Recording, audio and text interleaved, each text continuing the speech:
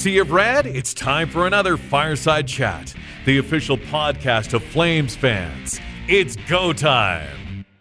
Well, the Flames come home after 4 games on the road and 4 big losses. As always, I'm Dan alongside Matt to talk about the Flames, and I guess this week talk about what went wrong. Matt, what are your overall thoughts on this week? Well, one team showed up for the 4 games. Not the ones wearing a C, though, but yeah. Not a good showing from the Flames this week. It really wasn't. I mean, I can't think of one game here where I thought the Flames looked good. No, the Ottawa game was the closest. If it hadn't been for them taking 9 penalties, they probably win the game in Ottawa. And that was the last we saw of them this week. They were virtual no-shows in Detroit, Columbus, and Pittsburgh. And it was not a good performance by anybody, really. It really wasn't. It was, I don't know. It seems like they were out of gas all week, but let's break these down. The Flames went to the nation's capital playing against the Ottawa Senators. That was on the 25th, and 4-3 win here in this one for Ottawa. I mean, even though the Flames got 3 goals, I didn't think that maybe the score was indicative of the play. I think it shows where Ottawa is a team, because even though maybe Dustin Wolf potentially looked good, even though 4 goals against, the rest of the Flames didn't. Yeah, and the Senators, their goaltending and defense is a little suspect. And the Flames, I felt, dominated the game mostly 5-on-5. The problem is that when you take 9 penalties in the game, it's hard to actually get any flow going 5-on-5. And that was literally the difference with several power play goals against. And yeah, not much you can do. The lack of discipline, and they were all mostly chintzy penalties too. That just carelessness, high sticking, hooking, that kind of thing, and just not a focused effort by the Flames. Usually the team that wins is the team that I guess plays the better game, and a lot of times the better game is the one where you're taking a lot less penalties. And how many times have we seen over the years, right? When the Flames get into penalty trouble, they end up losing the game. And I think that's proven itself to be true this year as well. Yeah, well, when you're playing basically a full period down a man with 9 penalties against, it's, you might win 1 out of 10 games when you do that kind of thing. And, it's not like Ottawa was undisciplined either, and it was just a penalty fest. They only had 2 penalties in the game. It was just a lot of carelessness by the Flames. I was hoping they would rebound when they went to Detroit. I always still like to say playing in the Joe Louis Arena, even though it's not the case anymore. They're in the Little Caesars Arena. And again, not the worst effort of the trip. I mean, the Flames get 1 point in this one in the OT loss, but a 2-1 loss to Detroit here. What were your thoughts on this one? The Red Wings are not very good overall, and the Flames played to their level. How often do we see that, though, right? How often do we see the Flames play a not good team and end up, bringing their game down to that team's level? Well, and that's the thing. All 4 of the teams this week were teams that were in the bottom 5 of the standings in the NHL, and we come out with 4 losses in games that realistically the Flames should have went 4-0 this week. Based on quality of competition, and this was one of the sloppiest games I've seen by the Flames. I did not feel that the other team's goalie was particularly good in this game, and yet it took until the last 2.5 minutes for the Flames to finally beat him on the power play, and it was just a very sloppy effort. Other than Connor Zary, I do not feel a single player on the team played well. And Connor Zary was the only Flame that got a star for the night. Yeah, and he was the one that scored the goal, and he was literally the only guy that felt like he was trying. Yeah, and it's one thing to have one bad game. We'll talk about it at the end of the week, but it's one thing to have one bad game. It's another for it to continue. Yeah, and then they head to Columbus. This was a game, I saw a lot of people on Twitter saying, oh, this is a game that I really want to watch. Why is it during the day? I had to remind a few people, you know what? This was scheduled long before Johnny Gaudreau's passing. And to be honest, if he hadn't passed, I don't think many people would have cared about this game. And you can't just snap your fingers and reschedule a game. There's travel that's been booked. There's networks that have commitments. There's, arena staff that have been booked. Like, you can't just say, move the game by 5 hours and let it be done. So another matinee game and another not so great Flames effort as they dropped this one 5-2. Yeah. Well, Calgary, for whatever reason, over the last, I feel like half decade or so, have played really poorly every time they get to Columbus. And I don't know if the team's scared of the cannon or what's, Johnny was afraid of the cannon. It just seems that like they always give extremely poor efforts in Columbus and make the Blue Jackets look like an all-star team, which... So not a good game, and both Kirkland and Hanley got injured in this contest. So, losing on more than just the scoreboard in this one. Yeah, I mean, Hanley, no offense to Hanley, probably not the biggest loss for this team. They've got other defensemen, and I would say guys that are higher up on the depth chart, but Kirkland, I think, especially with the team in a bit of a funk, could be a big loss for these guys.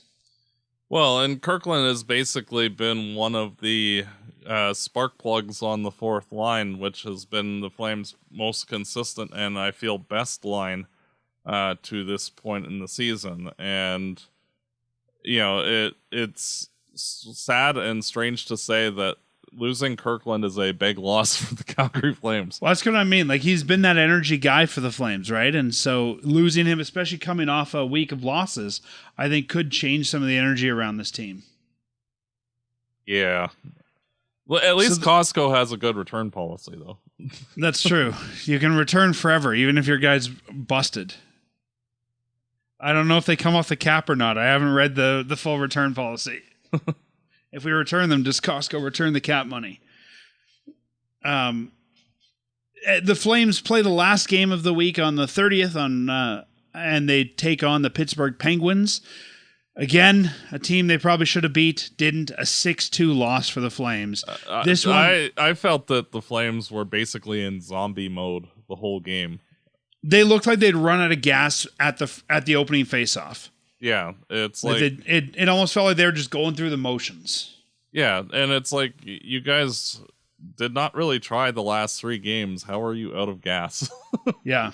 And yeah, it was not a good effort by anybody in the Flames jersey. And I do feel bad for Vladar because I felt he actually played reasonably well. It's just, when you have literally zero help in front of you, it's hard to, especially with a team like the Penguins who can actually score goals. Yeah, not a good game. Yeah, very disappointing road trip for this one. After looking at those 4 games now, and we look at the standings, the Flames sit 4th in the Pacific Division, 28 points, tied with Edmonton, who I wouldn't say is catching up, but Calgary's falling behind. Both teams have 28 points. Calgary's played 25 games. They're 12 wins, 9 losses, 4 overtime losses for 28 points. And Matt, here's the crazy thing in the Pacific. Calgary's 4th at 28 points. Vegas is 1st at 33, and Anaheim's last at 21. So we're, 5 points from being number 1 and 7 points from being last in the Pacific. This is a tight race. Well, even to expand it a little bit, they're 8 points out from being first in the NHL and 8 points up from being the second worst team in the NHL, only being up on last by 1 point. So it's not a good place for, like, they're dead in the middle. And yeah, with the performances this week, it feels like we're starting to see, like, as much as like the goalies have been keeping the Flames in it for the last, basically the first 20 games of the year, unless they're in God mode, like, you can only score 1 or 2 goals a game and win every so often. And the lack of offense from this team, even just generating offensive chances, is really starting to show and be more of a concern. I mean, we knew this team was going to struggle with offense, right? Even the coach said that coming into the season, that was one of the things that he didn't know where they'd find all that offense from. And they started out really well. Yes, this week's disappointing, but I mean, when I look at this week, I kind of think, and you and I have talked about it, this is the Flames maybe going back to who the Flames are. The Flames are not a top 6 team in this league right now. I think even Craig Conroy would admit that. Yeah, and, to be fair, I'm not as disappointed with the losses after, some reports are saying that, the Flames are looking to add at the trade deadline if they're still in it and all that. And it's like, how about no? Let's just not, thanks. So it's tough. It's just... you don't want to see your team lose, but you also don't want to see the team shoot themselves in the foot in the long term either. And well, that's it. I mean, they've got a lot of picks, but when you have a week like this, I think a big part of it's going to be how do you pick that up with 2 home games coming. But good teams don't lose 4 in a row all that often. And even if they do, they don't be basically no shows in 3 of the 4 games and be like an undisciplined mess in the other one.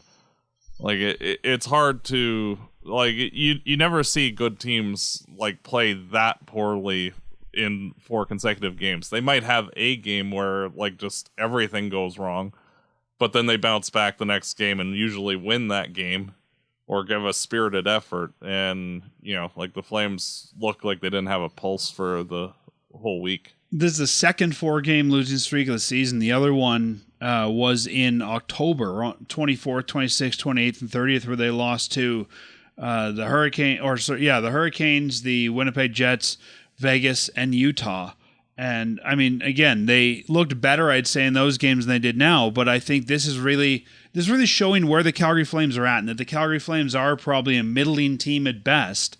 And, they came out well. I think we all knew it wasn't going to sustain itself. No, and, you can only go so long, you look back to the first 3 games of the season, if you delete those, I don't think the Flames have scored more than 4 goals in regulation in any game since then. Do you remember? Do you remember in the preseason when they were winning everything 6-1? I know, and it's one of those things that certain players are looking better, but as a whole, the whole group is not looking very good. And Blake Coleman scored his first goal in 20 games, which you can't have a guy that was a 30 goal scorer and a consistent 15-20 goal guy going 20 games without a goal. And, he's not the only guy that's having that kind of a season. And, it's not very good. And, with the injury to Kirkland, I think we'll start to see some youth getting infused into the lineup. And, especially with the poor play of certain players like Kuzmenko, you might see other guys getting shifted in just to kick the team in the butt. Well, the Calgary Wranglers are playing this afternoon, Sunday afternoon as we record. And interesting note here, both Jakob, Pelletier, and Walker Duehr are healthy scratched from this afternoon's Wranglers game in Manitoba. So that's interesting to know. We'll see if both or one of them gets called up. Right now, Jakob Pelletier, 19 points in the season. Walker Duehr, 19 points. Rory Cairns, 20 points on the season for the Wranglers. I think if you think you need an offensive spark, you have to exhaust these internal options before you move assets to go get it. What do you think? Do you think we see Duehr, Pelletier, both of them? I would actually get the first call up. I would actually recall them both, and I would actually bench Kuzmenko, just to light a fire. Call our buddy Kevin and put him on waivers. Well, honestly, as the season progresses, that's becoming a better, and we saw the Flames mutually terminate Nikolaev's contract so he could go back to Russia. And honestly, I think this might be Kuzmenko's last season over here because his play overall is not very good. And, it's disappointing because, everybody likes him as a person, but, the results on the ice are speaking for themselves. I think whether it's Kuzmenko's last season here depends on how much he's willing to play for next year. I mean, he's making $5.5 million. I don't think he's worth that. If he's willing to stay in North America and make $1 million, $1.5 million, even $2 million, I think some team will pick him up for the dressing room morale. Quite possible. If he wants $5 million, I think he's going to have to look overseas. Yes, I agree. There's a lot of talk, even though the news just came out about Walker Duehr and Jakob Pelletier being benched in the last few minutes here as we're recording, that, well, Rory Kieran should come up first. And, he's got 20 points. Why not him? To me, it makes the most sense for Walker Duehr and Jakob Pelletier. Walker Duehr has NHL experience. I think you bring him back up and you see what he's got. I think Pelletier, the Flames need to know, is he something, or is he a career minor leaguer? Has he recovered or not? Rory Cairns, I think, is still a guy who can develop from playing regularly in the American League. I don't think you necessarily need to take a look at him yet.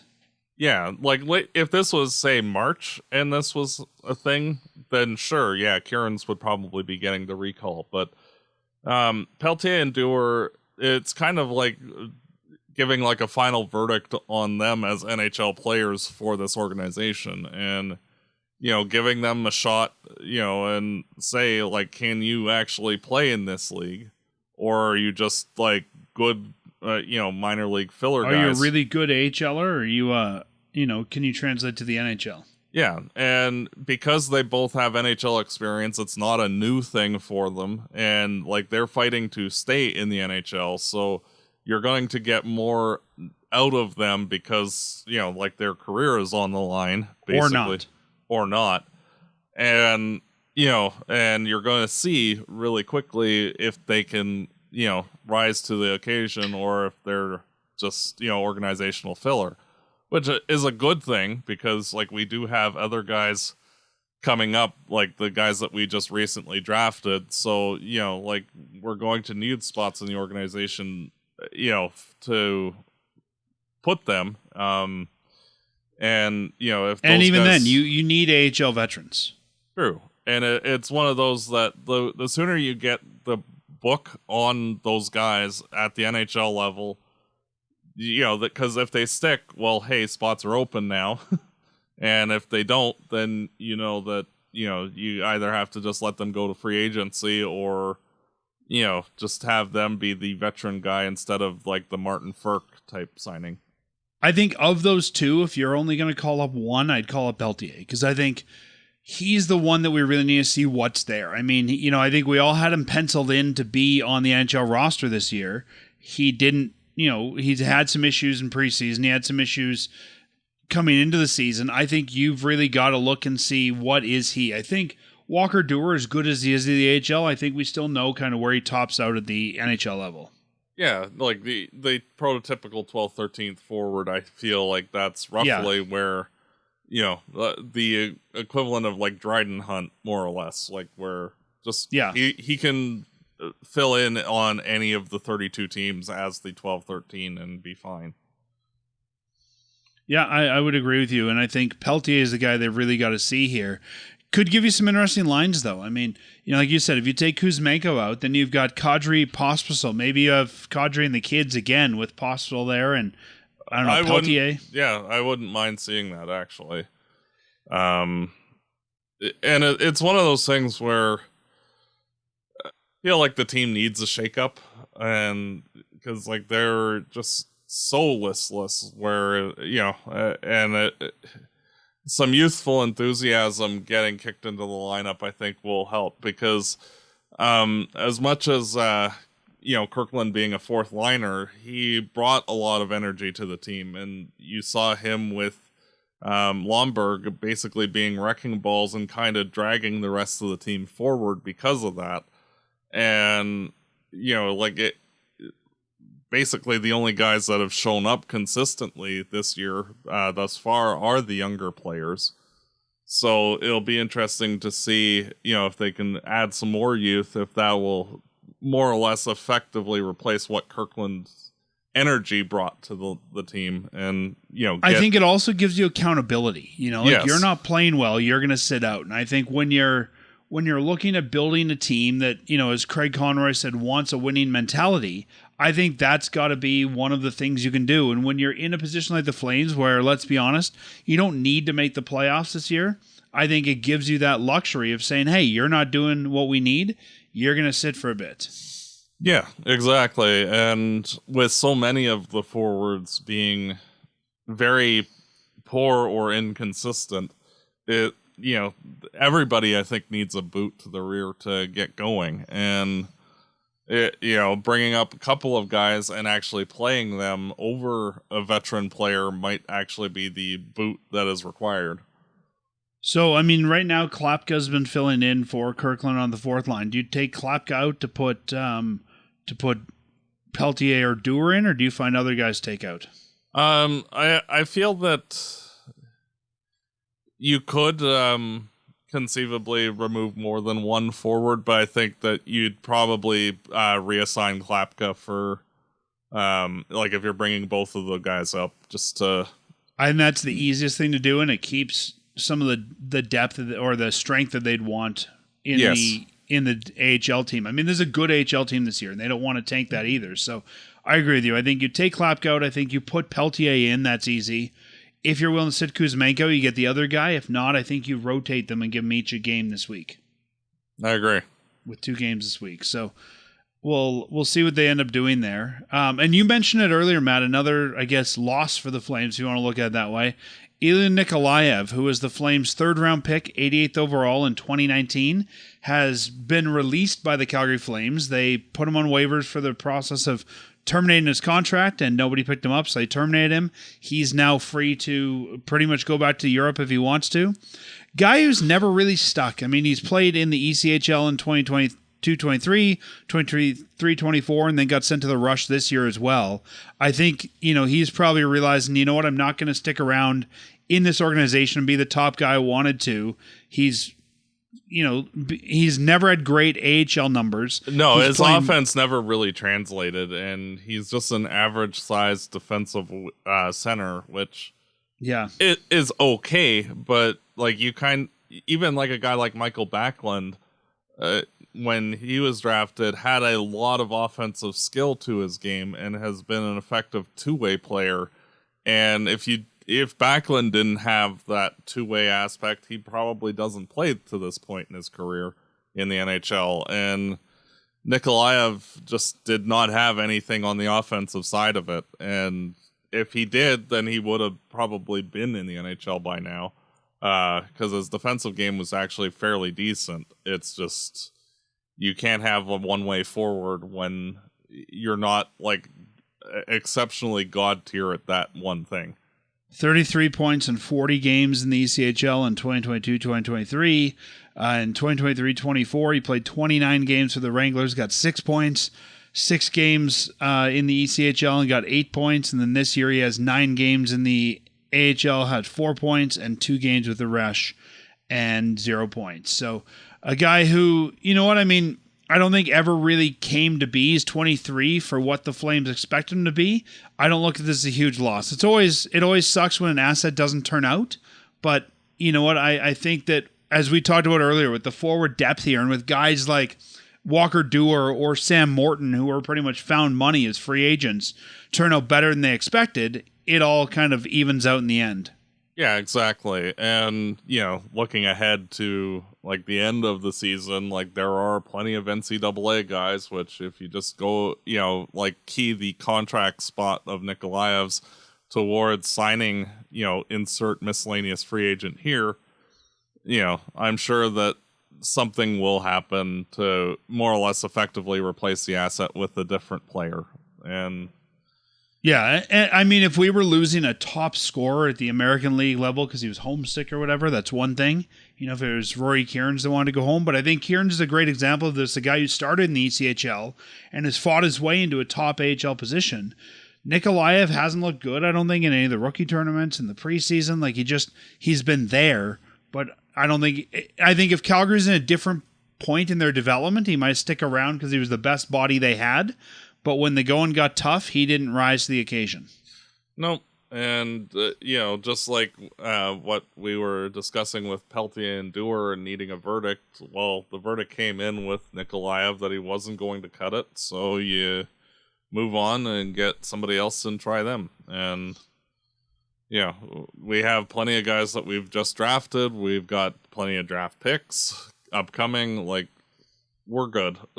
and not even draft picks. I mean, even just looking at the AHL, guys like Alex Gallant, right, who is an AHL contracted player who's, able to stay in the AHL. Like that, just for an AHL tweener, those guys are readily available.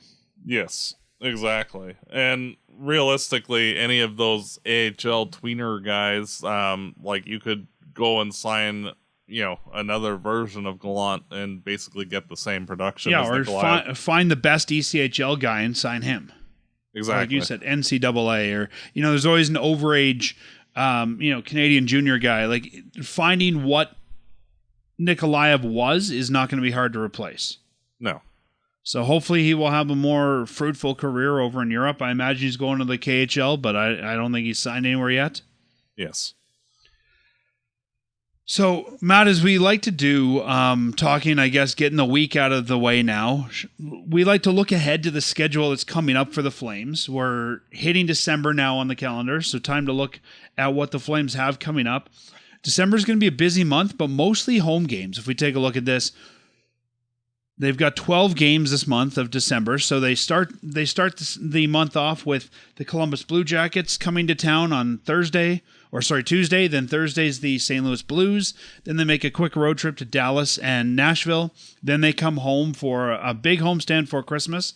Tampa Bay, Florida, Boston, Ottawa, Chicago. Then the Flames actually have quite a long Christmas holiday. They're off from the 22nd to the 27th. They make a quick trip to San Jose and Vegas after Christmas on the 28th, 29th, and end off New Year's Eve with the Vancouver Canucks. With the way the Flames have played, this could be a very difficult month for them. Yeah, like especially with the fact that like they're playing some very good teams and some very poor teams, and the fact that they don't tend to give good efforts against the poor teams. In Chicago and Ottawa and St. Louis, Columbus, Nashville on the list, like San Jose. Like, those are a lot of very bad teams. If you were a top team who played like a top team, this would be a month of a bunch of free points. Yes, this would be probably the easiest month in the schedule. I mean, that road trip that they just came off should have been free points. Columbus should be 2 free points. St. Louis should be 2 free points. Yeah, Ottawa like should be 2 free realistically, points. like that road trip, 6 out of 8 would have been about right for getting points, and they walked away with 1. So yeah. Not ideal. No. The San Jose game should be free points, but if they keep playing like they are, this is going to be a month that I think is going to be tough for them, because I think they're going to be tough teams, and I can see the team sort of getting down on themselves as the losses start to mount. Yeah, like if you flash forward to the end of the month and said, "Oh, the Flames only won 3 or 4 games this month," I would not be shocked. Me neither. No, it's like, again, if we look at what we expected the Flames to be going into the season, I think, yeah, you're expecting a month like that, right? If you look at what they have been this season, I think everyone's expecting more, but I think December could very much be the month that they regress to the mean, that the Calgary Flames show us what the Calgary Flames are, and I think that's a middle team. Yeah, and like there's only so long that a goalie can carry a team, and especially when they're getting virtually zero help from anybody else. And like for the first 20 games, Wolf and Vladar carried the team, and they slightly falter, and I don't even think the goalies played particularly poorly at any point this week, but they just played okay, and they got their butts handed to them in all 4 games, and it's like they don't have good defense. I mean, Let's be honest, right? I mean, Kevin Ball, Anderson, Uyghur, I think are top 3 defense on most teams. Miramanov, Bean, and Pakal are not, your bottom and 3 Hanley, defense. like all of those guys, no. And yeah. So yeah, I think for Flames fans, this is going to be a frustrating month. Like, I think whether this losing streak becomes a win streak or not, I don't know. I can see them winning a couple, but I think you're going to see very up and down month. I agree. Which games are the most interesting for you? Obviously, you're a Panthers fan, so probably the Panthers. Oh game. yeah, I'm going to be cheering on both teams. Thank you, Florida, for sparing us from Edmonton winning the Stanley Cup. So, like if the Flames keep playing like this, they're going to get lit up by the Panthers. Oh yeah, and same with Tampa and Boston. Every year, there's that one game or two games that's like 9-1, and the Flames could be the victims of that. Yeah, and I wouldn't be surprised, to be honest, if that was kind of the game where that happens. Looking forward to seeing Chicago, because I'm going to that game, and I'd like to see Connor Bedard at some point. We'll see if he's actually here. Yes. So, yeah, other than that, nothing too personally interesting other than those two games, and, of course, the Gaudreau game. Yeah, I don't think that this team's going to have a strong month this month. So 12 games, what's a good month for the Flames? How many points they need to come out with? There's 24 points on the table. I think that even just hitting the 500 mark of 12 points, I'll consider a good month considering everything that's going on around the team. Do I think that they hit that? No. So I feel like they're going to be in the 8 to 10 range. Yeah, I'm just looking here. I think you're right. I think for me, if they can get a dozen points, if they can get pretty much a point a game, which is what that comes down to, yeah, they're doing well. I'm trying to think how many I think they'll get just looking at the schedule. I think they're probably going to end up about 10 points. Maybe less. I think anything less than 8, this team is probably back to where we expect them to be and is a bad team for the rest of the season. Yeah, like realistically, if they say get 6 or 7 points, like they will be in the bottom 5 in the NHL at that point. And I think by that point, then you're giving up enough points that you're not going to climb back out. Like you're in the basement and you're staying in the basement. Yeah, and realistically, like this team, like if they're down, because of the fact that the NHL is so close, oddly this year, where like 8 separates basically the top and the bottom of the standings. Like if the Flames fall, at all, like they're gonna be finding their way home at the bottom very quickly. I am happy for the guys. They get a nice Christmas break. I mean, how often have we seen that they play like the 23rd and then again on Boxing Day? So having the 22nd, 23rd, 24th, 25th, 26th, 27th off, and then I guess a quick trip to San Jose and Vegas. I wouldn't even be surprised if that's the dad's trip. I haven't heard, but usually that's kind of the dad's trip that they do. I could even see guys bringing their family on that one. Like hopefully that'll be a good rest for all these guys. We do, Matt, have the dreaded matinee game this month. The Chicago game is a 2 p.m. Saturday game in Calgary. So you can pretty much pencil in a loss right there. Yeah. Otherwise, and you can already kind of pencil in Bedard hat trick in that game too, because there's always somebody on one of these bad teams that just lights us up for some reason. So, yeah, it's I think the first team that could light them up is going to be on Tuesday when the Flames play against Columbus, and I would not be surprised if it's Sean Monahan coming back for revenge. I wouldn't be surprised either. But talking about that game, I mean, that's going to be an emotional game. That's the first time that Columbus comes back to Calgary.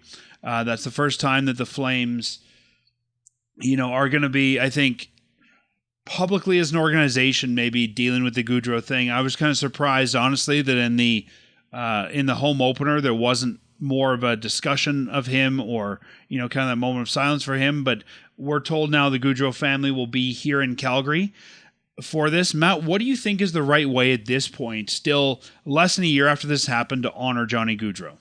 Honestly, I think anything less than retiring the jersey is not the right move. And yes, the whole situation with him leaving to Columbus left the bad taste in the mouth of a lot of people. But realistically, like Gaudreau, statistically, his numbers are right up there with the franchise leaders. And like had he stayed, he probably would have been been the leading scorer for the team all time. So, to me, I feel that like his jersey probably would have been honored or retired anyway.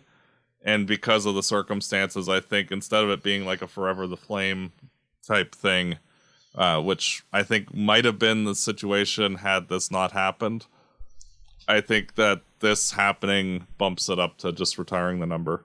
I mean, the other guys that I guess left here under not the best circumstances, Nieuwendyk and McInnes are Forever Flames. Yeah, and Fleury too, and he hasn't been honored one way or the other either. Fleury didn't just leave here on bad terms. There's been a lot of stuff going on. I don't think you'll ever see him in the rafters, unfortunately. No.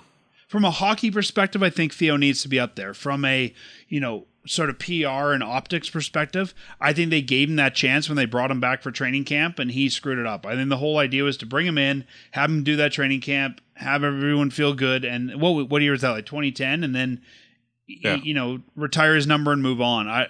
No one's worn 14, but I don't think it'll ever be in the rafters. No, I think that I think the Forever Flame program, and I could even see this changing over time. I could see this being Forever Flame right now, and then retiring the number, maybe even in the new building. Like, I think you're right. He totally deserves a retirement. He totally deserves to have his number put in the rafters. He's one of the best Flames ever, but it just feels like with the pomp and circumstance we've seen from the last couple of retirements, Jerome McGinley and Mika Kiprusoff, it just feels like there's not going to be the celebration that maybe we need for Johnny to go up there. And yeah, it'll be sad, but I would love to have a little bit more celebration around that, a little bit more fan involvement around that, and a little bit more community involvement. So I could totally see, we come in, we do the retirement, we have the family on the ice, or not the retirement, but the Forever Flame thing. And then maybe in the new building, we formally retire that. And at the same time, maybe name something like the entrance off 13th to Gaudreau Way. Like, I think as much as we want this, there's still a lot going on with, I don't know. It still feels like unfinished business to me with, the guy who hit them still not being formally charged, and, the process still ongoing. I don't know. That's just how I feel. Like, I think maybe Forever Flame is right for now, and you do a formal retirement down the road. Yeah, it's tough, but it'll be interesting to see exactly what the ceremony is like. Yeah. Meredith is also pregnant with a son right now named John. I could totally see wanting to wait for that, where little Johnny Gaudreau gets to be part of that. And maybe for the other kids to be old enough where they can come back to Calgary and appreciate that, this is where Dad, made his name. Mm-hmm. So yeah. It'll be interesting to see exactly how it shakes out. And, I think that, permanently, that the Gaudreau family is going to be, having a few extra family members in Calgary regardless. And, it'll be interesting to see exactly how the organization treats this. And I don't really think that there's a wrong way, as long as you're, including the family in the decision. I was a little bit worried because coming into this week, we really hadn't heard anything from the Flames organization about what they were going to do. And I was kind of worried it was just going to be forgotten in a way. So we've started to hear more details now. I think the organization is probably working last minute to figure that out and get where we need to be and that sort of thing. And it's also one of those things that you kind of have to let the Gaudreau family lead on. Well, that's what I was going to say. Yeah, get where they need to be and what the family's comfortable with. Exactly. And I think that, ultimately the decision on everything, I think, will actually be up to the family to an extent. And I think that, why we haven't heard anything until recently was just, things are just now getting confirmed that, yes, they'll be here, et cetera, et cetera. So it'll just be, I think that'll be good for both, the Sea of Red and the Gaudreau family to kind of grieve together, because like, I mean, we've known each other for it's so got to be long. hard for the Gaudreaus, though, because they've been grieving since this happened in the summer, and now to sort of come here, it's almost like you can't move past it. You know, it's like we're still having another ceremony in December, and like it's got to be healing in a way to see 17,000 fans celebrating Johnny, but also it's like we can't put this behind us and just move on or move forward, I guess. Yeah, and well, yeah, there is no. You're never going to move on, but move forward past the, I guess, those initial stages of grief. Yeah, and I think like this is like the final. At least for this year, I think this will be the final show of it for sure. Yes, and like I said, I wouldn't be surprised if something happens to the new building, whether that's a memorial within, whether that's some street being renamed. And Matt, I hate to say it, and I don't want to take away from Johnny because we're talking about Johnny here, but Lanny's getting older, right? We're gonna have to celebrate Lanny at some point. Like we've got a lot of guys from the '89 team who are getting old. Like I think the Flames have to come up with some way, whether it's Forever Flame or Ring of Fire, some way at the new building where we're going to have to memorialize Flames. I mean... Yeah. Well, and it's like, to use baseball, like Toronto, it's Skydome, they have what's called the level of excellence where, like, they have, like, features of, like, all of the big name players that have ever played for them. Yeah. And, like, having something along that line where, like, having, like, dedicated... more or less like shrines to each of like the key players from the Flames history, I think would be a good way to honor past players. Yeah, I mean, even though Lanny's jersey's in the rafters, I think we'll want to honor him as a person. And I think even guys that weren't the best, like, I can see when Craig Conroy finally calls it quits. He's been a Flame long enough. Was he one of the best Flames? No, but, I think he would deserve some recognition. And there's guys that are that second level, guys like Tim Hunter, right? A very popular Flame, a very well-known Flame who deserve some sort of recognition. So I think as they're looking ahead to the new building, there needs to be some, maybe Forever Flame. I mean, if it was me, I'd say just retire 25, retire 2, retire Nieuwendyk, retire McInnes, and then create a new level of Forever Flame for guys like Conroy. For guys like Perry Berezan, Tim Hunter, looking even at the current roster, if he stays here for his career, a guy like Ryan Lomberg, right? A guy like Brian McGrattan, these guys that were beloved Flames, you need some way to honor that. Yeah, exactly. And people that have done a lot of good for the community, et cetera, et cetera. And I mean, there's different thoughts in the Flames community, but Ken King, guys off the ice who've contributed, as Bearcat Murray, big Flames name, Peter Marr, like I think, they've got different things named after Marr and stuff like that now, but I think there needs to be one central place to honor both those on and off ice heroes of the team. And I think, even if it's like an interactive museum type thing, or something like where, like, say, like a video, featurette of each of the players and their contributions, yada, yada, yada. Like, all of those kind of things, are a viable option. And, it'll be interesting to see, what they do. But I do agree with you that, like, they should do a little bit more. And how would you say, when you have so many people doing so many good things for the community, the city, the organization, giving back to them as well by honoring their contributions, I think is a good way to endear players to the team and city as well. For sure. Yeah. And it's, I think there's always been an expectation that being a Calgary Flame is more than being a hockey player, right? It's about the community involvement. It's about all those things. I mean, I don't know if Michael Backlund's going to get a jersey retired, but he would deserve that honor. I don't know about number 5 with Giordano, but I think we have to honor him as a person in the city.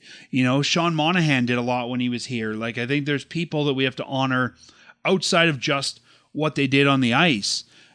And I think that they need to find a way to do that. And maybe Johnny... I totally agree with you that Johnny deserves his jersey retired, but I think maybe he could be that first level of a new level of recognition. Even if the jersey goes up, I think we still have to remember him as a person. Yes, I agree. just like Backlund, or just like, again, when Lanny passes, knock on wood. I mean, he's getting older. A lot of guys from that team are. You need some way to remember them as a person. I think that will hopefully be the first thing for the Flames there to look at. Well, and especially because of how common like video featurettes, etc., like on YouTube, etc., are a thing, that like there are plenty of clips of where you get to actually see the person as well, and you could do like a proper featurette with each of the players that you're wanting to honor, both in terms of like their on-ice contributions and their off-ice as well, and do it in a way that is respectful to everybody involved. We also have seen that video screens are cheap today. Like, I think it would be really cool if the Flames had a video screen running 24 hours a day, 7 days a week outside the rink that featured all these guys. Yes, I agree. Whether the Flames are playing, whether the Wranglers are playing, whether Taylor Swift is playing, having that screen that shows that's a permanent memorial, I think would be awesome. I agree. Matt and I have been talking a lot about Johnny Gaudreau, but we wanted to talk to the other side here. So we're really fortunate in this episode to bring in Jay Forster from Locked On Blue Jackets, the #1 Blue Jackets podcast. They do a daily show, and hopefully Jay can shed some light on Johnny Gaudreau from the other side. So let's chat with Jay here. Well, we talked earlier about Johnny Gaudreau and the upcoming game, and now we're pleased to be joined by Jay Forster, who's the host of the Locked On Blue Jackets podcast. Jay, thanks for joining us. Yeah, thanks for having me. I am always happy to talk about hockey, and even happier to talk about Johnny Gaudreau.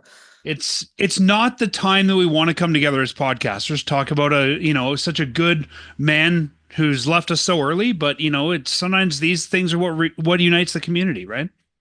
For sure. And I think something that's been not surprising to me since his passing, but like, there's always one guy that has to talk about how he wasn't even that good, or how his legacy isn't good. But you don't get that with Johnny Gaudreau. No. I've not seen a single negative thing come out about him, like after his death or anything like that.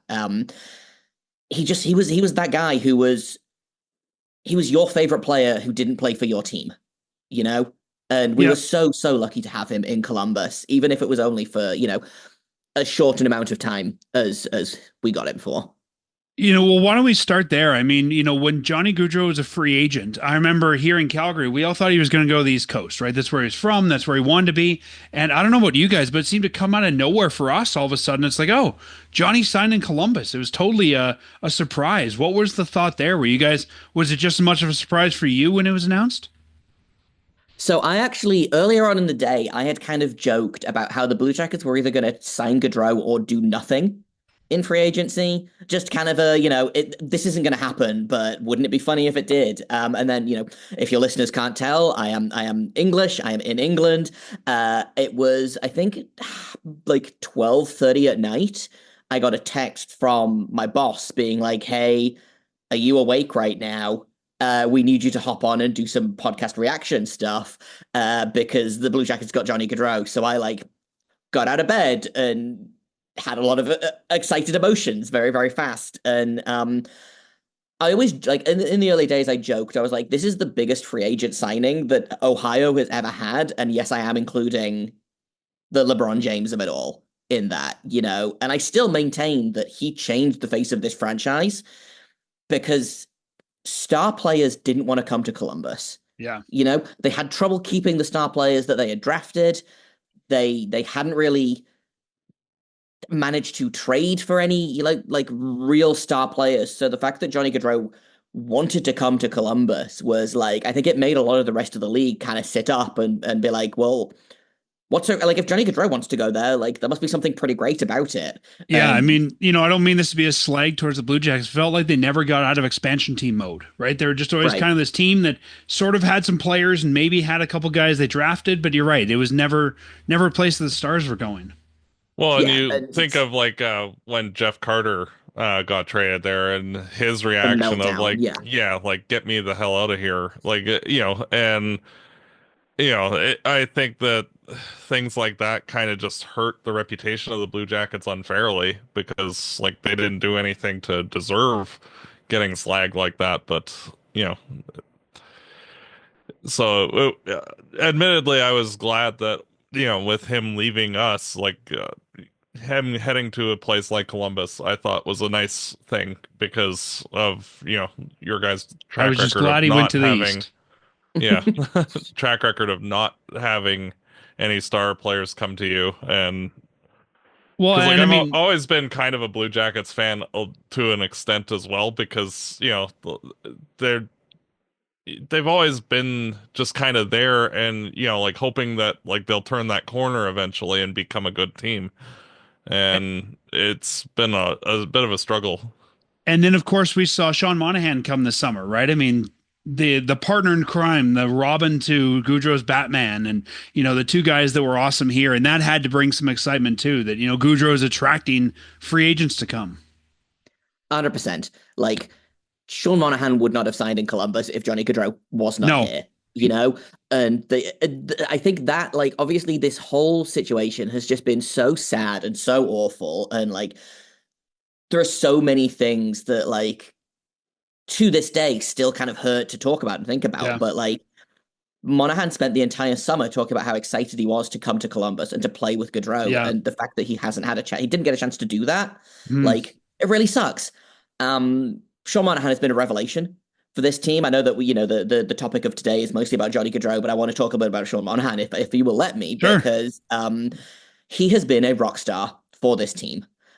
He has been absolutely incredible. I wonder what we would be saying about Sean Monahan if he hadn't lost those years to injury. Because that was the thing, is that he was so injured for so long. He was finally fully healthy last season and had like 60 points on Montreal and Winnipeg, across the two teams. He's come in here.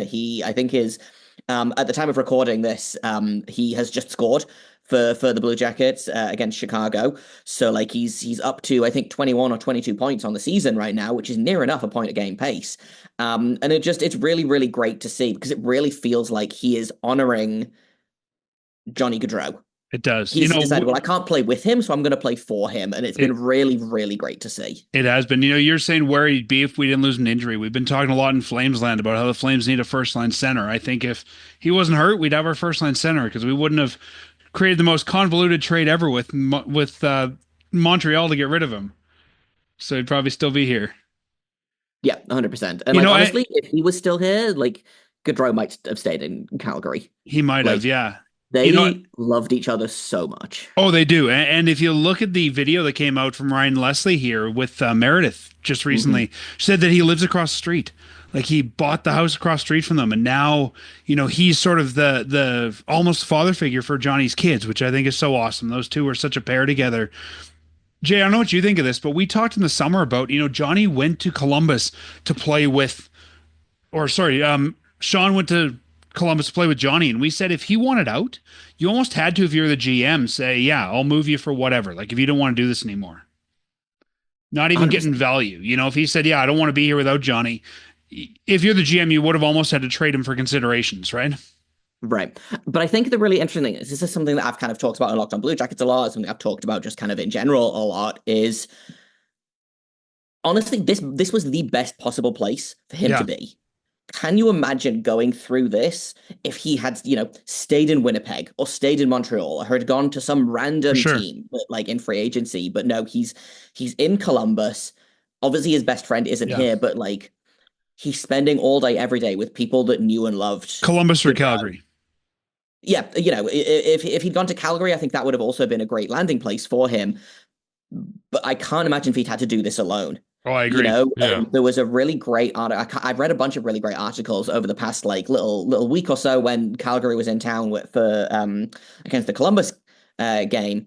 I can't remember if it was Eric Francis or the Calgary Herald, and he basically, they said, I think it was Wierenski said, Sean has really showed he's really led the way here, because he has held, he's composed himself and he's delivered, his post-game media, and he's talked to the media, and he's done all of this stuff with like the ultimate like poise and dignity, and he's been a real inspiration to the rest of us, because if he can get up and go to work every day, then the rest of us can. He's really been leading the way for that, which has again been so great to see, because I would not have blamed him if he had, like you said, if he'd been like, I don't want to be here. Yeah. Or I need to take a year off or something like that.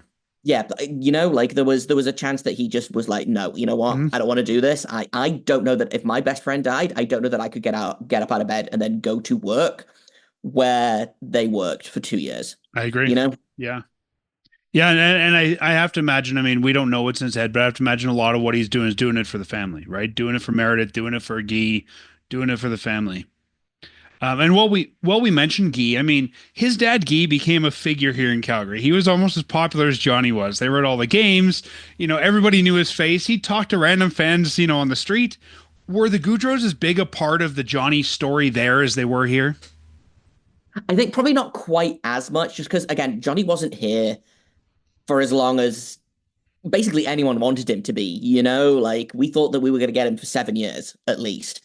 But yeah, the Gaudreaus would show up. Guy Gaudreau always happy to chat to to Dave Metzold, who's our like ringside reporter guy. And it's been really nice to see that even though Johnny's not here, the Gaudreaus are still very much a part of the Blue Jackets family. Like Meredith still lives in Columbus. I wouldn't have blamed her if she was like, you know what? I'm moving home. I'm going to And move. she still might. I'm going to move to Jersey to be closer to the rest of the family. But the Blue Jackets, they've invited Guy Gaudreau to come out and coach and skate with them for a while. I know that John Tortorella in Philadelphia did the same thing, which has been really great to see. But yeah, Guy Gaudreau is he's great. I'm a big fan of Guy. He's such a character. We didn't see a lot of him, but when we did, it was you could see there was so much of Guy in Johnny. Yeah, and Guy just loves the game. Right. Not even just, he doesn't care what teams are playing. You can tell he just loves the game. So despite how short you had him there in Columbus, what's your most memorable, I guess, on ice memory of Johnny? I think that I have a couple of answers here. I think one is going to be the first time his first goal for Columbus, which I think he went like 3 games to start that first season without scoring, and everyone was like, "This is our big free agent acquisition." I'm like, "Well, shut up! It's been 3 games." That's hockey media for you. It was against the Vancouver Canucks, I believe, and it was this beautiful like coast to coast. He went all the way around the back of the net, and it was a wraparound goal, and it was incredible. And I remember watching that and thinking, "Oh my God, we have this guy on our team. Is he the best Blue Jacket? Like, is he the best player to ever play for the Blue Jackets?" And that just got me so excited and so hyped. And obviously, his time with Columbus, I think he never really hit those heights that he did in his final season in Calgary. The 115-point season. He never really managed to hit those heights. But who was to say that he wouldn't have hit them? He got a lot of flack for not putting up those points in Columbus, but he was the best player on the team, and the team was miserable. So that sticks with me. Something else that sticks with me is I believe it was last season.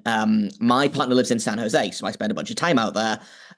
So I will go to a lot of Sharks games. I happened to be in town while the Blue Jackets were in town. We went to the game, and it was a Johnny Gaudreau overtime game winner.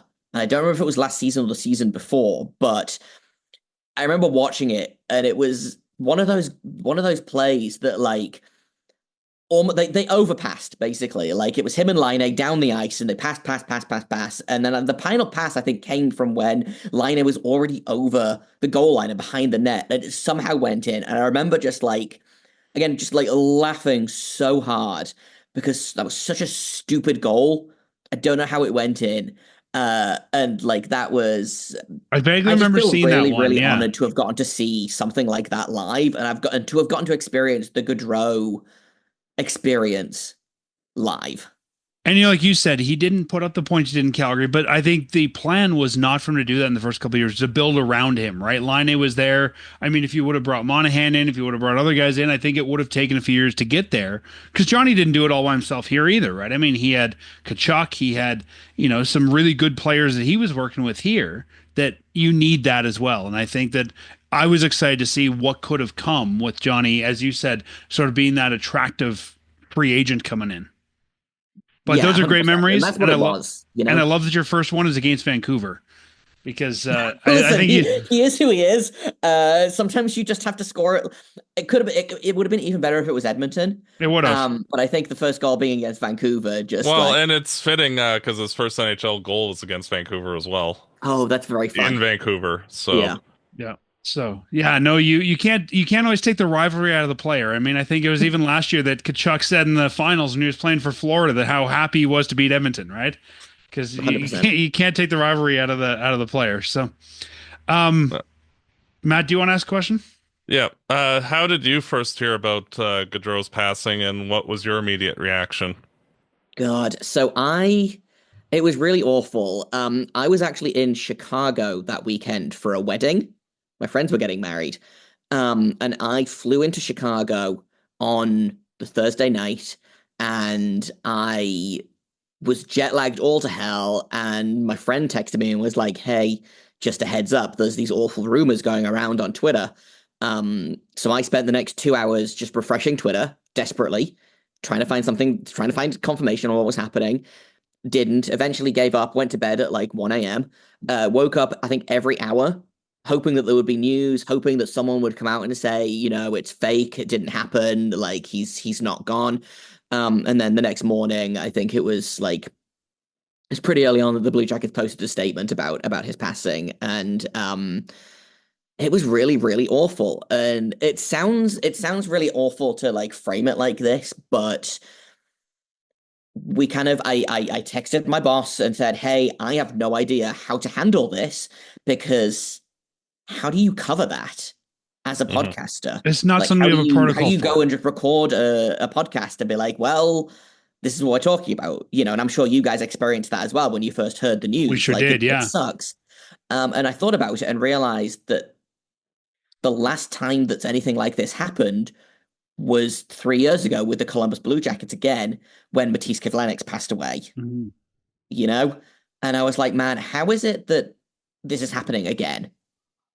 How is this organization, how is this team having to deal with this again? And it was different situations. Kivlenieks was very much a young up and coming player, hadn't really got a foothold in the league yet. Like, he was, I think, 24 when he died, and so it was so different because there wasn't this like immediate outpouring from everyone in the league, because like I said, kind of at the top of this chat, he was your favorite player who didn't play on your team.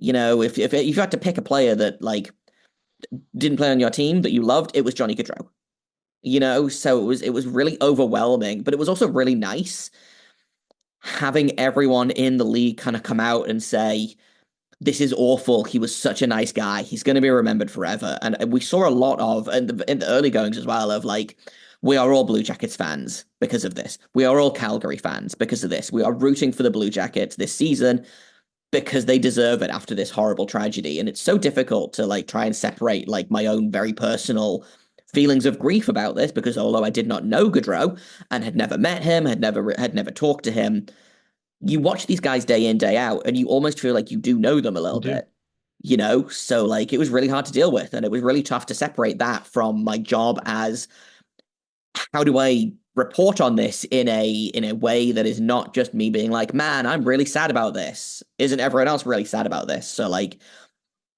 it's really difficult to do. And it was a really, really tough weekend. And again, I sounds flip. I was busy that weekend. Like, I was in Chicago. I was at a wedding. Like, it sounds really awful for me to be like, man, this is really bad timing. But if I'd been at home, it still would have sucked. I was going to say, it might be better to be busy in my friend's spare bedroom, having feelings about it. Yeah, so it's almost better to be busy, really Jay. Situation. Because then your mind is off it, right? And you're not thinking about just that all the time. And I know that was my thing that weekend, is just replaying everything about Johnny and what happened and how could it have been different. And so, no, I totally get that. It's tough. And we talked earlier on the show about, every team loses those legends, but usually, I mean, we're looking at losing Lanny McDonald in the next couple of years, probably, knock on wood, and, not an active player. And I think it's easier, like you said, do the podcast looking at the full life and legacy of a guy like that, as opposed to a guy who's, still in the prime of his career, yeah, losing his life. And yeah, we didn't know what to do either. You're right. That was really, And it was just so senseless and sudden as well, because I feel like, again, there's a difference between like, obviously, I don't want to really compare these situations, but with Toronto, they lost Rodion Amirov, their prospect, who had, cancer, and it was awful and yeah, horrible and really, really sad. But they at least had like they knew that something like this might be coming. The gut punch of, hey, there are these rumors out here that Johnny Gaudreau was hit by a drunk driver and has died, followed by, again, you spend the next 6 hours, 8 hours hoping and praying that it's false, it was someone else, which also feels really awful, right? To hope that someone else has died, not this hockey player that you love, but just a really, really awful situation. But I do want to shout out, like, again, the NHL community as a whole, the Blue Jackets community as a whole, the Flames community as a whole, like, everyone has really, like, I still kind of get choked up when I think about, like, those huge chalk drawings that were outside of the Saddle Dome and the collections of, like, purple Gatorade and Skittles that everyone kind of pulled together, and everyone shared, like, a stupid story about Gaudreau. Like, my personal favorite is, the Blue Jackets did, like, a candlelight vigil a couple of days after, where the captains and some other players talked about, their favorite memories of Gaudreau. And Boone Jenner talked about, like, how Johnny Gaudreau once didn't pack any shoes that weren't dress shoes to a trip in Florida. So they had an away trip in Florida, and he was wearing his, like, cargo short and his, like, black dress shoes because he didn't bring any other shoes. And, like, that, those are my favorite stories to hear, because we all know what a great player he was. yeah. But I think hearing the stories about, like, the dress shoes or the giant plates of pasta or the purple Gatorade, or, like, he loved to pull pranks on people. And that, to me, is, I think, what I'm going to remember long after the hockey is gone. I think you're going to remember just how much everyone loved him. And you mentioned the outpouring at the Saddle Dome, and to me that was awesome, because he left here with, I think, a lot of Flames fans having a bad taste in their mouth with how it happened. And when I was down there, I got choked up. I mean, I went down multiple times, and we all forgot that. And like you said, not only was he the favorite player that played for a different team, he was Calgary's favorite again. Like that outpouring sport. I don't know if you know this, Calgary sold out of purple Gatorade. You could not find purple Gatorade in the city. Like, we bought it all and put it at the Saddle Dome, and it was awesome just to see that show of support. What was was there a Columbus version of that? Like, we saw the Saddle Dome here, and you've obviously seen the pictures. Did the same thing happen in Columbus? Yeah, I don't know that it was quite to the scale that it was in the Saddle Dome. Like, I don't think Columbus ran out of purple Gatorade or anything like that, but it was, like, literally maybe hours after people learned about his passing, there was sticks being left at Nationwide, there was flowers being left at Nationwide. Again, like, you talk about the big chalk 13, and that's an image that's going to stay with me for a long time, is that big chalk 13 outside the Saddle Dome. People went and they wrote messages, and they left posters, and they left sticks and jerseys, and people would just go, and there's, like, it sucks that this is an example of how the hockey community can come together, because it really is. We argue, there's a lot of discontent and rivalries, and people love to fight about hockey. Oilers fans were actually at a bunch of the memorials and that, and saying, like, this transcends hockey, and because it's the first and hopefully the last time I'll hug a guy in an Oilers jersey. But yeah, I mean, it was, and that's why I wanted to know, because, like, here I was so blown away by what was going on. And I mean, I think about even the number of jerseys that were left there. NHL jerseys are not cheap. Those are somebody saved a lot of money. $250 gift that exactly you're putting on the ground. Yeah. Exactly. Yeah, and just to leave by the arena, to leave it behind. I left mine there as well. Because it was only fitting. Yeah, and I think that's amazing that people were willing to do that. So I'm glad to hear that Columbus, like you said, you didn't have him as long as we did, but you guys probably instantly fell in love with him, because how could you not, right? He was really he got a lot of flack from Blue Jackets fans, I think, for not being that franchise-changing player immediately. But like you said, I don't think that was ever the plan 2 years in. But he just charmed people. You know, he was really easy to love.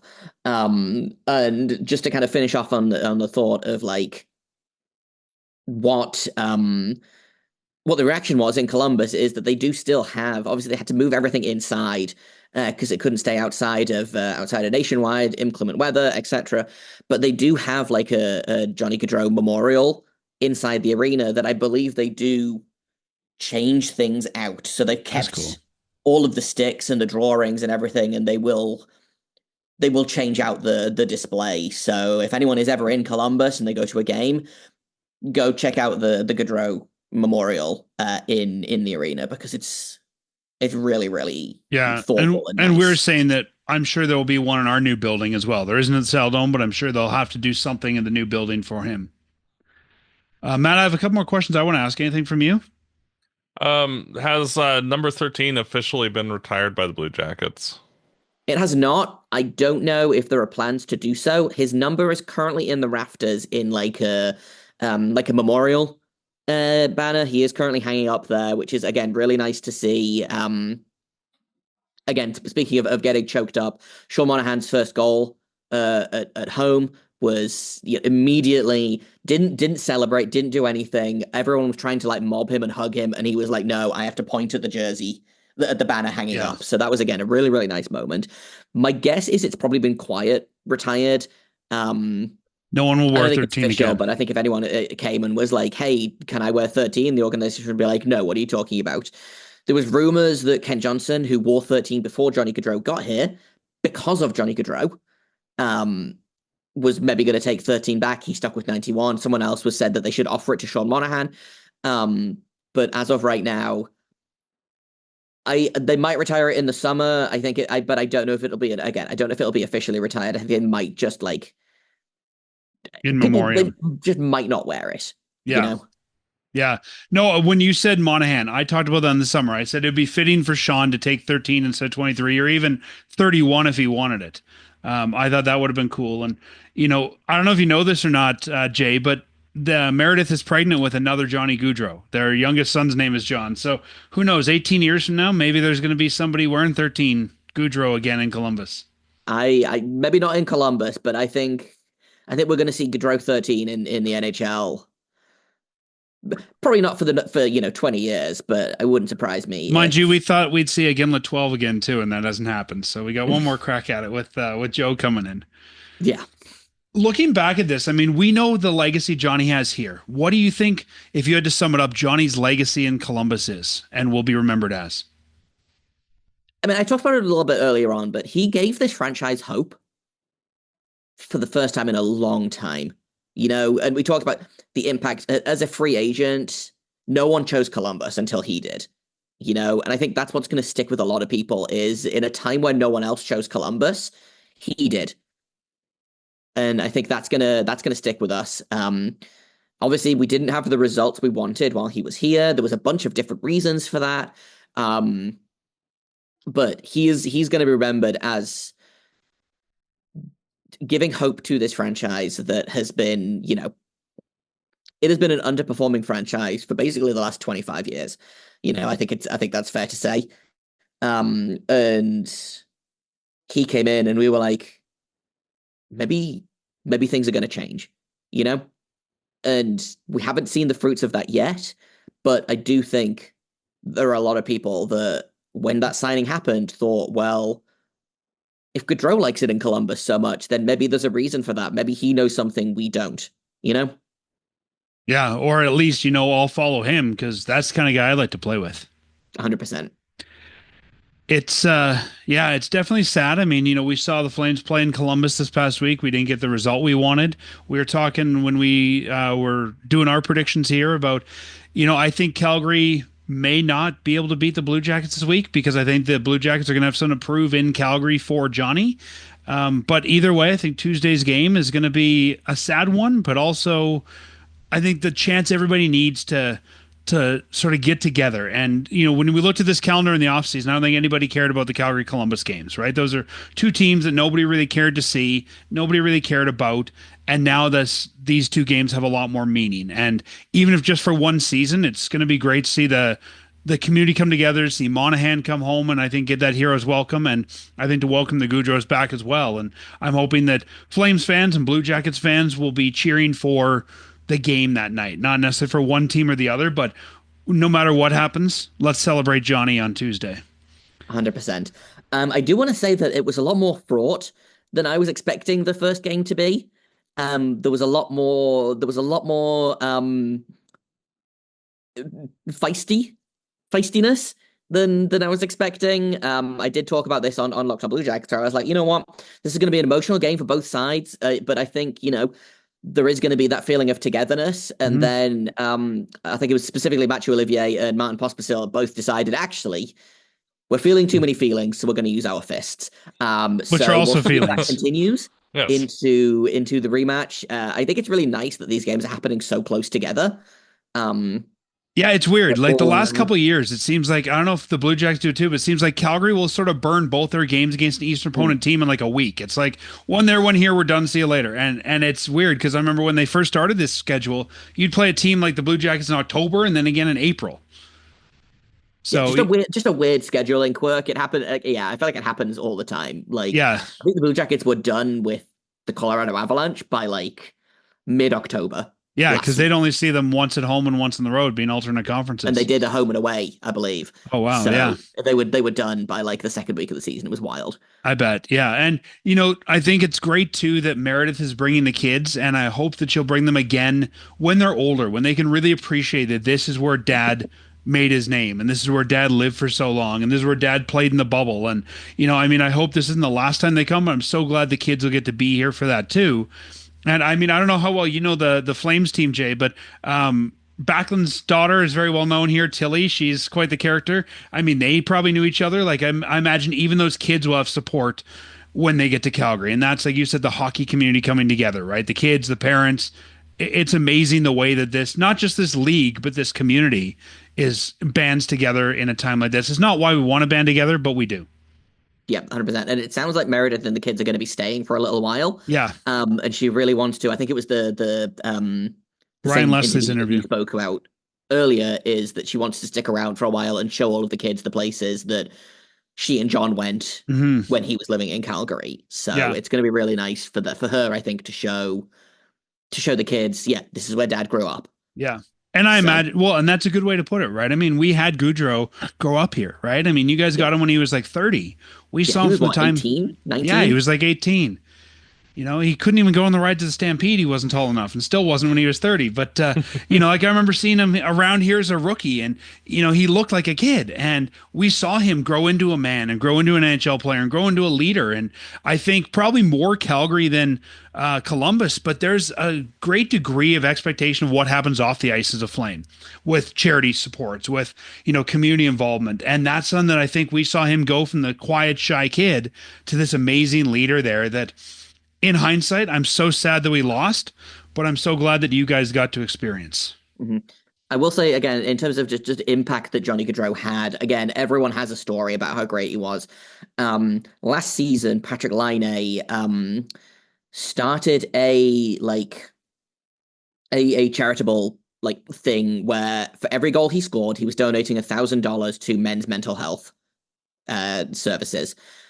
He got hurt and he went into the player assistance program, and Johnny Gaudreau was like, well, okay, I'm going to donate $1,000 for every goal I score from the rest of this until the rest of the season, because Patrick Laine can't do it anymore. And that again just kind of speaks to the content of his character, of Laine couldn't do it, so he was going to do it for him. Which, is great. And we saw it in Calgary too. Any charity that needed help, Johnny was there, whether it was an appearance, whether it was, a program like that, or even just, donating money, for whatever for that project, Johnny was there. And I think he'll be remembered as much off the ice as he was on the ice for those community commitments. Yeah, 100%. Well, Jay, we'll let you go. I think, I don't know, I can't take much more Johnny Gaudreau talk. It's been good, but it's sad to keep having this discussion, and, hopefully therapeutic for all of us. Do you want to let our listeners know how they can find you and listen to Locked On Blue Jackets? Sure. I don't want to say first that I do think, it's really sad, but also it's been so nice to talk about him and remember the good. It You has. know, and that's Yes. something that's been really nice for me is Meredith Gaudreau. I don't know if people follow her on Instagram, but almost every day she will post a picture of Johnny and the kids, or a picture of her and Johnny, and it's really nice to see. It's just nice to have that little, like, if I'm scrolling through my Instagram Yeah. stories or whatever, I'm like, oh, there he is. It's nice His to still, legacy will live on. you know, yeah. So it's sad to talk about, but also it's really nice to be like, yeah, he was a really great guy. It's nice to remember him. We talk about him a lot over on Locked On Blue Jackets. How's that for a seamless segue? There you Which go. you can find Monday through Friday, every single day, or every single weekday. Wherever you get your podcasts, we're over on YouTube. We are on Twitter at LO_Blue Jackets. We're making the move over to Blue Sky at some point, hopefully. You can find me on Twitter at _Jakob Foster, JAKOB FORSTER, and also over on Blue Sky. Same spelling without the underscore. And I think that's all of the places that you can find me. We will and post the some show. links to Locked On Blue Jackets in our show notes, so you can find them just by clicking there. And Jacob, if people want to hear your side of, I guess, the game, you'll be talking Flames Wednesday morning after the big Tuesday game. Will do. I will be doing a pregame episode on Tuesday where we talk about what's coming up in the game, try and make some predictions, have some fun, and then Wednesday morning we'll be breaking down the game because it's very late at night and I am old and need my sleep. So that'll be a Wednesday morning breakdown of how the game goes against the Flames. Well, I look forward to listening to it. I'll listen to it for sure, and hopefully we'll have you on to talk about something more happy next time. But definitely would love to have you on again. Yeah, thanks for having me. This has been a blast. That was great talking with Jay. We appreciate him coming on, and we hope everyone checks out the Locked On Blue Jackets podcast. If you're wanting to hear anything from both the Blue Jackets, or even just check it out this week on Wednesday if you want to hear their take on the Calgary Flames and Blue Jackets game. Matt, let's do our weekly predictions here. So we've got a short week this week. We've only got 2 games, and probably, honestly, a good thing to have a short week after what the Flames have just come out of with their road trip. 4 games. Yeah, having some time to practice at home and, kind of let Huska throw the shoe at them a bit. Well, hopefully he doesn't throw a shoe. Those shoes are skates. So if he starts throwing blades around, we're in trouble. That's like when Gulletson started throwing the stick. You remember that? Yeah. I thought that they had the skills competition the next week, and I thought they should have had a stick throwing competition so you could throw it higher than the coach. Yep. So the Flames don't play Sunday, don't play Monday. They have the Tuesday game that we've talked a lot about here, the Johnny Gaudreau, I guess, ceremony with Sean Monahan and company coming to town. That's a 7 p.m. start at the Saddledome. And then they have Wednesday off. They play Thursday. The St. Louis Blues come here, and then 2 more days off. We'll be recording before the game on Sunday, so let's look at those 2. Matt, do you think that the win streak comes to? Do you think the losing streak comes to an end? No. You're going with 2 losses? Yep. We don't usually play well against Columbus or St. Louis. If it had been, say, like Dallas and Nashville that we were talking about this week, I probably would say that we probably win both. But it's more tailoring it to the opponents because for whatever reason, we just struggle against those 2 teams. It's not really the 2 teams you want after this losing streak. Like, again, if you look at them on paper, like, these are the 2 teams to beat. But you're right. Those 2 teams that we historically struggle with. And that's not what you want when you desperately need 2 points. Mm-hmm. I'm torn on what to predict here. Like, my head says your mind agrees with me, and yeah, the pundit in me says the Flames lose, and I think they lose Dallas too. Like, I think this becomes a 7-game losing streak. The Flames fan in me says they win. Like, they win one of these. I don't know which one, but the Flames fan in me says they can win one of them. Yeah, I'd probably go with the St. Louis game if I was to pick one of the 2. I think I was going to say St. Louis because I think the ceremony is going to really, both the emotions of it and also just the starting late and that sort of thing is going to mess with the team. Yeah, usually teams that have a ceremony tend to lose that game like 2/3 of the time anyway. And then you have a team that we struggle mightily against for whatever reason. Yeah. So, yeah. Yeah, and I think that Columbus is going to have something to prove there. I think that Columbus is going to come in and want to win it for Johnny in Calgary, and I can see them using that as their motivation to move forward. So, all right, I'm going to go lose Columbus, win St. Louis. As much as I hate to think of 5-game losing streak, it's where the Flames are at. Yeah. So I will go with one win. And Matt, it looks like not only the Flames regressing the mean, we're regressing the mean. You're usually always the guy who predicts losses every week, and we're back to that. Yep. So and the Flames in their last 6 or 7 games against Columbus are 1-6. So just for note there. So there you go. Yeah, we do not do well against them for whatever reason. It's quite bizarre. It is, but it is what it is, and yeah, I guess we'll see how things turn out.